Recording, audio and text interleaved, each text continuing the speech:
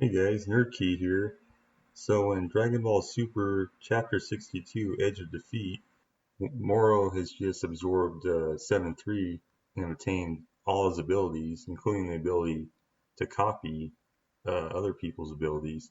And so Vegeta, he just loses it and attacks Morro. But since Morro is just powered up to a whole nother level, Vegeta can't even land a hit on him because if he could land a hit on him, he could use that new move of his, that Spirit Physian technique. But he has to land a hit on Moro just to be able to use that to unfuse 7-3 and Moro from each other. But since he can't land any damage on Moro, Moro just completely just goes through Vegeta and it's kind of toying with him. But then Gohan points something out to Vegeta that this will only last 30 minutes. That when Moro absorbed 7-3's abilities, it lasts for only 30 minutes. And Piccolo's like, "All right, yeah, that's good. We just have to run out the clock." But kind of those hopes were squashed when Moro said, "No, this power is returned home, so there's no time limit to it." And so, with everyone kind of distracted by that, Moro gets behind Vegeta and grabs his neck, which you might recognize when 7-3 does. That's how he copies other people's abilities, is by grabbing someone's neck. So with Vegeta's abilities, he starts just pounding Vegeta, just attacking him, and then he does a big bang attack. And when Vegeta's already kind of beaten up on the ground, he does the big bang attack. And then when the smoke clears, it shows Vegeta down in just his base form, just laying down all injured, like near death pretty much. And then Piccolo was talking about, since now Moro has Vegeta's abilities, he could use the Force Spirit Physian if anyone fused, like if Goku and Vegeta fused using Katara earrings or other means like the fusion dance, and he would just Moro would just use that technique that Vegeta learned to unfuse them, so it would be pointless. Now back in the Lookout, Dende and you have Bulma and a bunch of other people, Chi Chi, Mr. Satan, and even the Pilaf gang. They're all kind of looking on on Bulma's computer. I guess they're all looking from there. I'm not sure. Can't quite remember what happened there, how they're able to look from there. But anyway, they're watching, the fight unfold, and Dende makes a bold decision to go down to Earth to see if he could try and heal everyone up, or heal Vegeta and Goku and anyone else. And he says, "Well, as Earth's God, I can't just sit back and do nothing." So when Dende flies down, it shows Krillin on one of the pages, actually on the same page, and he's pretty beat up. But he has a bag of senzu beans. He says, "Well, I wish I would have gave these to Goku before." It's like, yeah, that definitely would have helped. But he says, "Well, I hope I make it in time." He's kind of on his way over there now to where the Battle of Morro is taking place. So then, Vegeta down, Piccolo and Gohan have no choice but to attack Morro head on. Shows Morro just block their attacks one after the other, and he kicks Gohan, just sends him flying, and just fires a bunch of ki blasts at him, or as they would call in the manga, chi blast. I like ki blasts a little better, the sound of it.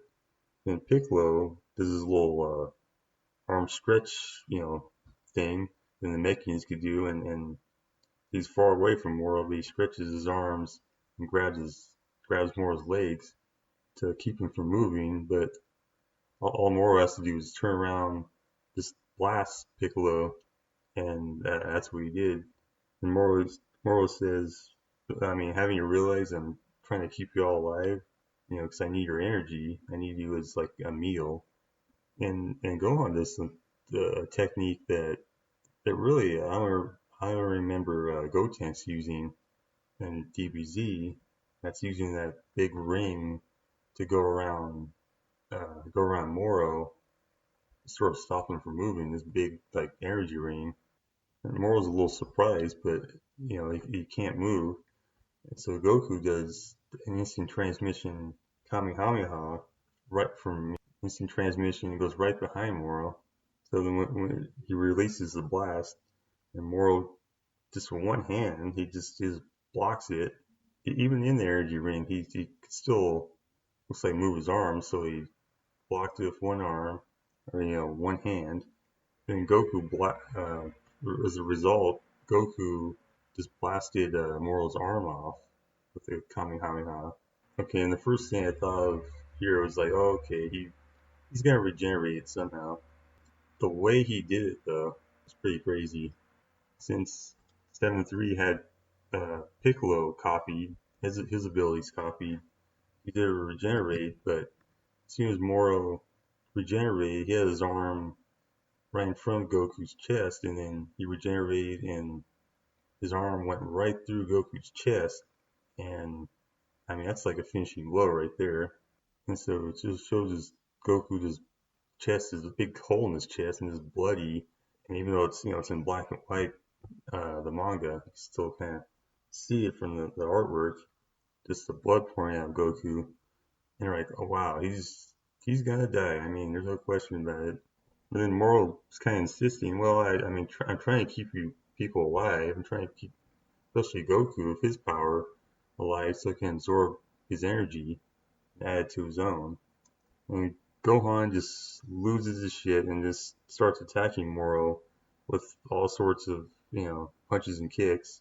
And Morrow's answer is just raise a fist to when Gohan's trying to attack him from the back and just smacks him right in the face. Then it shows Dende using telepathy to communicate with Piccolo, which is an ability that the Namekians have. And Dende was telling Piccolo that, as soon as I get there, I'm going to restore everyone's energy. But what Dende didn't realize is someone else was listening in to their conversation, Morro, who, once again, their Piccolo ability, or, the Namekian ability, he was able to listen in on what they were planning. So then Morro shot a big blast in the sky, and it turned out to be a barrier. And he said it's a barrier just to keep anyone out from, going in or out. So Dende, he couldn't get through there. So I guess the only hope now is that Krillin comes with Senzu beans. So meanwhile, then androids 17 and 18 jump in and attack Morro, or quickly just squashed, just thrown back. And actually, Morro does a pretty cool attack here. He puts two hands behind his head, like to the sides of his head, and forms like a little like finger gun thing, points it back, and blasts 17, 18 back. That's actually a pretty cool move, almost like a reverse death beam in a way. Now Piccolo, he's there just gathering a bunch of energy, and what appears to be a light grenade attack, one of his signature moves.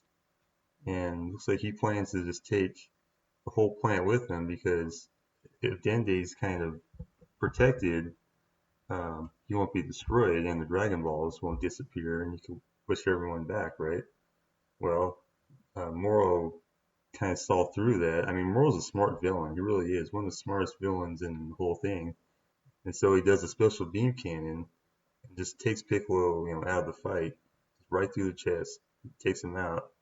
So now, I mean, it's a pretty horrific scene. You have Goku, Vegeta, Piccolo, Gohan, and androids 17 and 18 all just unconscious, laying on the ground. It's like, who else is left? Who else is left to fight Morro now? Well, it looks like Jocko is the only one to fight Morro. I mean, we've seen Jocko fight a little bit, like in Resurrection F and whatnot, but he's not really that powerful. So then Dende, he notices that the barrier just opened up for some reason, and then he looks over. He says, "Hey, it's you." And then we cut back to the fight. Jocko, he has his gun pointed at Morro. Morro just says, "Well, I really don't have any interest in someone with such a low life energy, so he's just gonna blast Jocko, and that's it, just kill him pretty much." But then Jocko fires his gun, and Morro notices that something's different about the shot. He says it's imbued with his own energy, the shot. But then it shows someone who I was hoping would come back, Miras from the Galactic Patrol, has returned. So Morrow comments that you aren't really Galactic Patrol, are you? And Jocko's surprised, and so is Morrow, and Miras has kind of a smile on his face, and that's how the chapter ends. Now, possibly the final battle is about to take place here between Miras, who's been trained under Whis to be an angel, who was in kind of hot water there with Whis, danger of just being erased because of letting his personal feelings get in the way of his duties. But Miras is putting it all on the line right now. So this was a relatively short but still, very good chapter. Although I had a feeling that this was coming about Vegeta, that he just wouldn't be the hero. I mean, learn this awesome new technique. I mean, it was setting him up to win, but then really just setting him up to fall, as we've seen before. With, I mean, just Cell, Majin Buu, and others. I mean, really gets this power up and new techniques or whatever, and just it's never enough though. And that's kind of why everyone says Toriyama hates Vegeta. This type of stuff builds him up, and then just sends him back down again. I mean, I really like to see just at least one saga where Vegeta is the hero. I mean, we saw the torch being passed to Gohan when he beat Cell, but after that, it was mainly just Goku and Vegeta were together being enemies. But now we have Miras. I mean, really a newer character that just came into it during this whole Galactic Prisoner arc. I mean, will he really be the one that defeats Morrow? It's possible. I'm sure when it's all over, he's going to be erased. 'Cause there's only one way that angels can just die, pretty much. And Whis will have no choice because the Grand Priest is kind of on his back about it. He would be erased if he didn't follow through. So I mean, it's gonna be interesting to see what happens, how this all unfolds, and if Miras really can just buy enough time for Krillin to arrive and give everyone senzu beans, and then they can all fight together. And I mean, I think fusing is out of the question now because of that force spirit Physium that Morrow now possesses, that ability. But if they could just damage Morrow, that's they were saying Vegeta and Morrow when they were fighting. Morrow was saying if he could be damaged in any way, then you can use it and then split them apart, split the 7-3 and Morrow apart. Then things would be much easier. Anyway, guys, I can't wait till the next one. This is a very good chapter. And if you like my analysis, please give this video a like and maybe share it with your friends who are into Dragon Ball stuff.